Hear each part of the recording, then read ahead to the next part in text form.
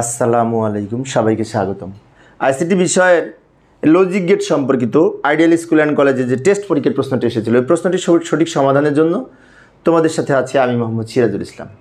চলো শুরু করা যাক। প্রথমে প্রশ্নটা দেখে নিই। এই যে প্রশ্নটা উপস্থাপন করলাম, এখানে সত্যক সারণী দেওয়া আছে, চিত্র দেওয়া আছে। তো সত্যক সারণী বলতে আমরা সাধারণত অর গেট না অ্যান্ড গেট না নট গেটের সত্যক সারণী এইভাবে আমরা মেলানোর চেষ্টা করি। এক্স নর কিনা এক্স অর কিনা এইভাবে মেলানোর চেষ্টা করি, কিন্তু এইটা কিন্তু কোনোটা মিলবে না। এইটা or and not x or x নর অ্যান্ড কোনোটার সাথে এটা মিলবে না। না মিললে আমাদের বিশেষ করে এই কি বলেছে প্রশ্নে দেখতে হবে।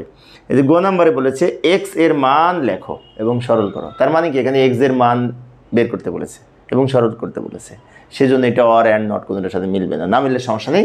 আমরা গ নাম্বারে কে এর মান সত্যক সারণী থেকে কীভাবে সমীকরণ বের করতে হয় সেটা দেখিয়ে দেব। আগে খ নাম্বারের সমাধান একটু করে দিই 1 মিনিটে, খুব সহজ। এ ইন্টু এ প্লাস এ সমান এ ব্যাখ্যা করো।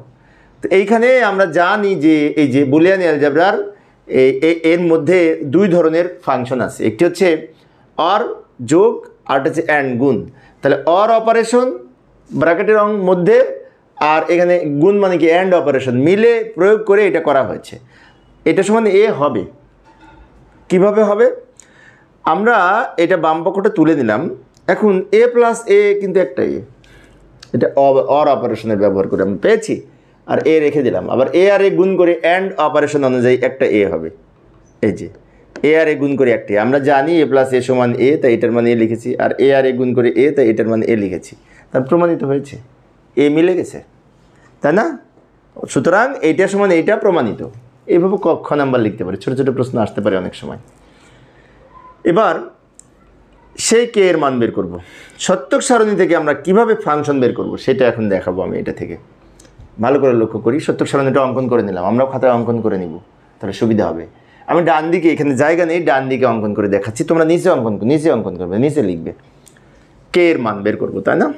আচ্ছা, একটি বিষয় বলি, যখন আমরা এই সত্যক সারণী থেকে লজিক ফাংশন তৈরি করব বা সমীকরণ তৈরি করব, তখন প্রথমে দেখতে হবে এক কয়টা আছে, ওয়ান কয়টা আছে।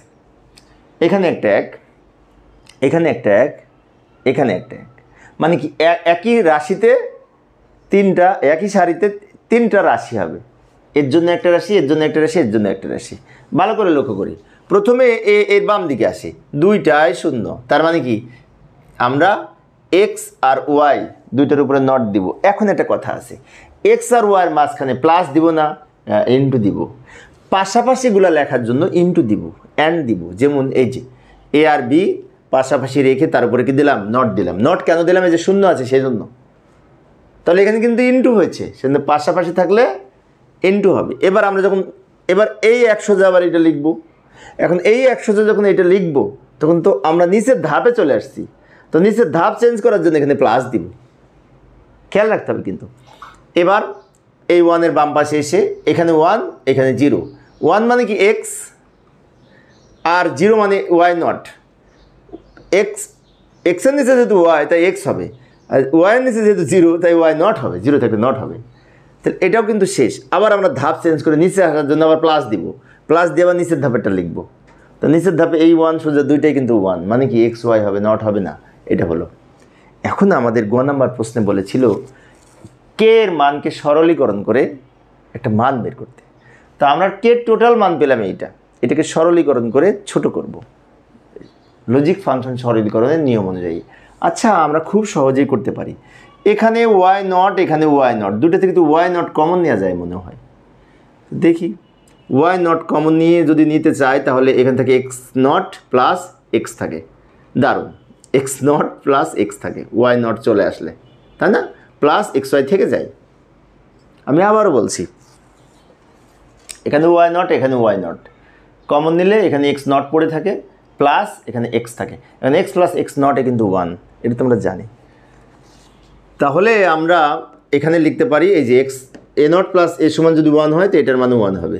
ওয়াই নট ইন্টু এটার মানে ওয়ান লিখতে পারি কিন্তু, প্লাস এক্স ওয়াই।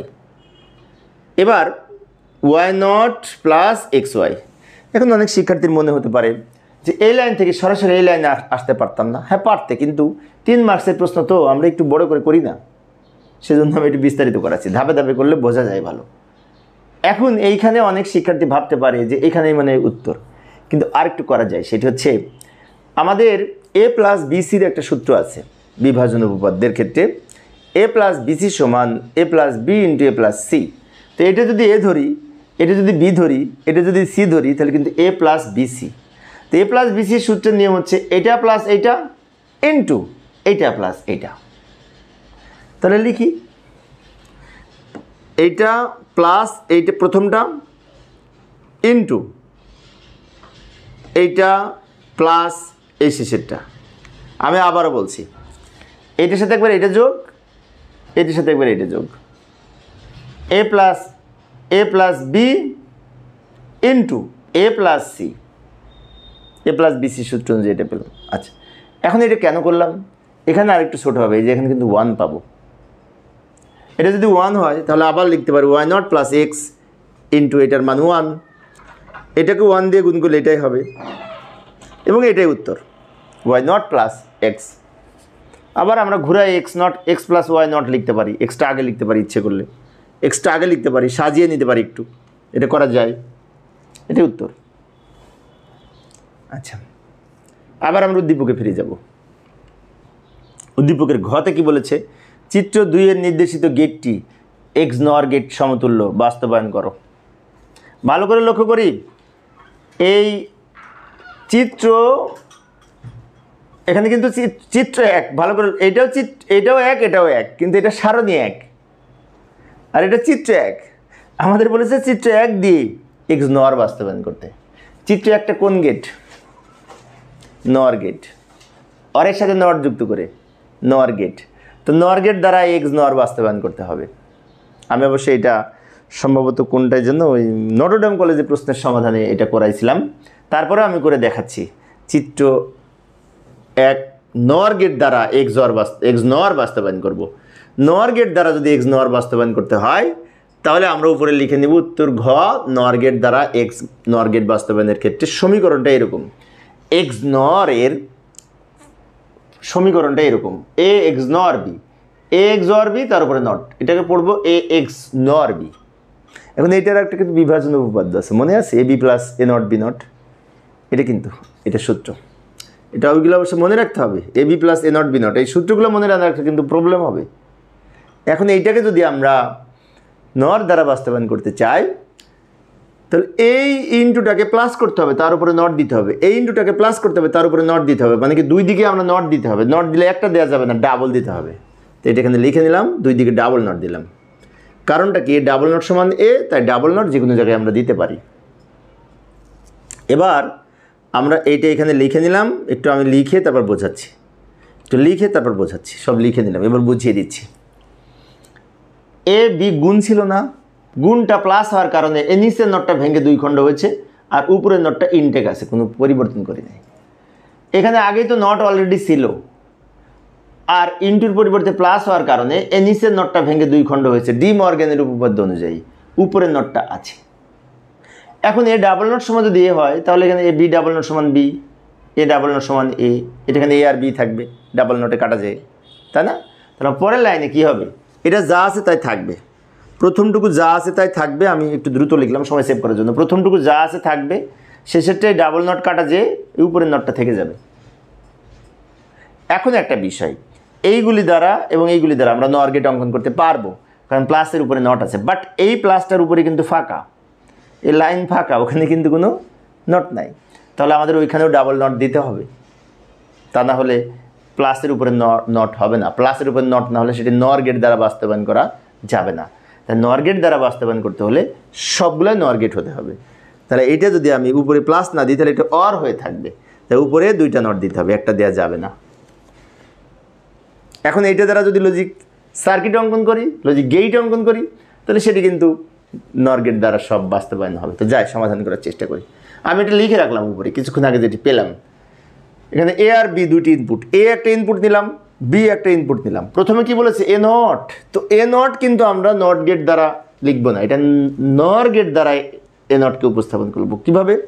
এ একবার সোজা গেছে, একবার এই দিক দিয়ে ঘুরে গেছে, ফলে কি এটাও এ এটাও এ, 2টা এ গুণ করে এই একটা এ, এটাও এ এটাও এ, দুইটা গুণ করে একটা এ, তার উপরে এ নট।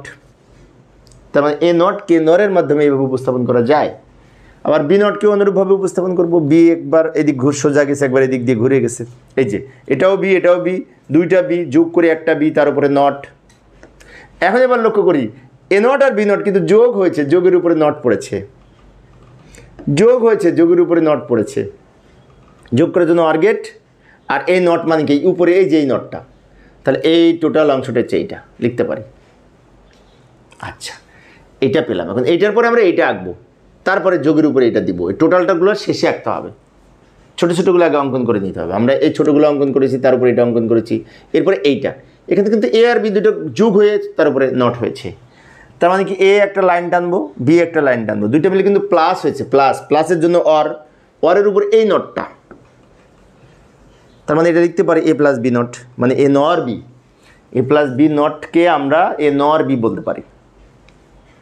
এখন এইটার মান পেলাম এইটা, এটার মান পেলাম এইটা, এই দুটো মিলে কি হয়েছে আবার প্লাস হয়েছে, তাহলে এটা উপরে তুলে নিয়ে যায়।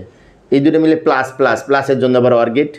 এই প্লাসের উপরে এই লম্বা নিচের নটটা এইটা, তাহলে এই যেটা পেলাম এটা এই পর্যন্ত হয়েছে, এই পর্যন্ত। তাহলে ওইটুকু লিখে নিই, এই পর্যন্ত হয়েছে। এই উপরেরটা কিন্তু এখনো হয়নি। উপরেরটা আঁকতে হলে এই একটা ইনপুট দুইবার ব্যবহার করে আবার একটি নর গেট লিখতে হবে। এই যে এখন এই ডাবল নটটার জন্য এখানে আরেকটা, এই একটা ইনপুট ব্যবহার করে আরও একটি নর গেট অঙ্কন করলাম এই উপরের নটটার জন্য, উপরের এই নটটার জন্য। সেজন্য এখন এই যে আউটপুটটা টোটালের আউটপুট। এখন এইটার চিত্র যদি আমরা লক্ষ্য করে দেখতে পাই, 1 2 3 4 5 6টা আমরা গেট অঙ্কন করেছি, সবগুলি কিন্তু নর গেট। তাই বলা হয়েছে নর গেট দ্বারা বাস্তবায়ন। তো প্রিয় শিক্ষার্থী বন্ধুরা, এই প্রশ্নটা কিন্তু খুব ইম্পর্টেন্ট প্রশ্ন, তোমরা ভালো মতো প্র্যাকটিস করে মনে রাখার চেষ্টা করবে। ধন্যবাদ সবাইকে।